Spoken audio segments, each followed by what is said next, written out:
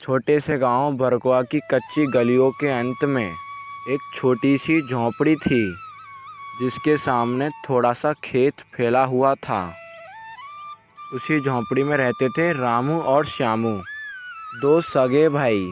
माँ बाप के गुजर जाने के बाद ये खेत ही उनका सब कुछ था। उनकी मेहनत और उनका गुजारा और उनके सपनों की एकमात्र ज़मीन। रामू बड़ा था, थोड़ा गंभीर स्वभाव का। श्यामू छोटा था, पर दिल से बहुत ही सीधा और हंसमुख था। श्यामू अपने बड़े भाई का हमेशा साथ देता था। दोनों सुबह सुबह उठकर खेत में जाते। दोनों भाई हमेशा साथ ही रहते और साथ ही जाते। कभी धूप में जलते तो कभी बारिश में भीगते, लेकिन कभी दोनों भाई हार नहीं मानते।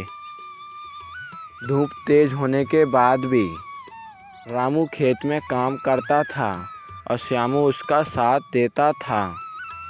रामू बोलता है श्यामू से, श्यामू, अगर इस बार बरसात ठीक रही तो सरसों की फसल अच्छी होगी। फिर माँ की पुरानी साड़ी के बदले तुझे नई शर्ट दिला दूँगा। फिर श्यामू रामू से बोलता है, और तेरे लिए मैं नई चप्पल दिला दूँगा, वो जो रामपाल के हाथ में देखी थी ना, नीली वाली। दोनों भाई ऐसे ही आपस में बातें करते थे। दोनों की बातें सुनने में छोटी थी, मगर उनके सपनों में एक अपनापन और संघर्ष की मिठास थी।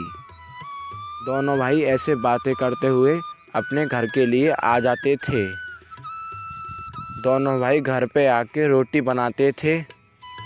रोटी बनाते वक्त रामू श्यामू से बोलता है, तेरे हिस्से की रोटी बड़ी हो गई, काट के आधा मुझे दे।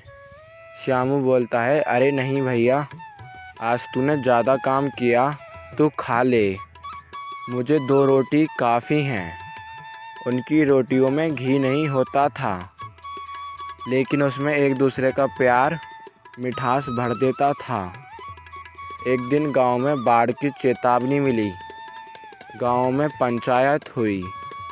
पंचायत में मदद के लिए पैसे जुटाए जा रहे थे। रामू पैसे देते हुए कहता, बस इतना ही है हमारे पास, पर जो होगा गांव के लिए देंगे।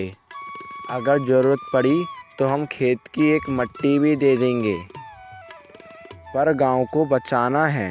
पंचायत में सबकी आंखें नम थीं। बाढ़ तो टल गई, लेकिन खेत में पानी भर गया था। रामू और श्यामू की फसल बर्बाद हो चुकी थी। रामू और श्यामू थके हुए थे, लेकिन टूटा नहीं उनका हौसला। श्यामू रामू से कहता है, भैया, हम खेत में फिर से बुवाई करेंगे।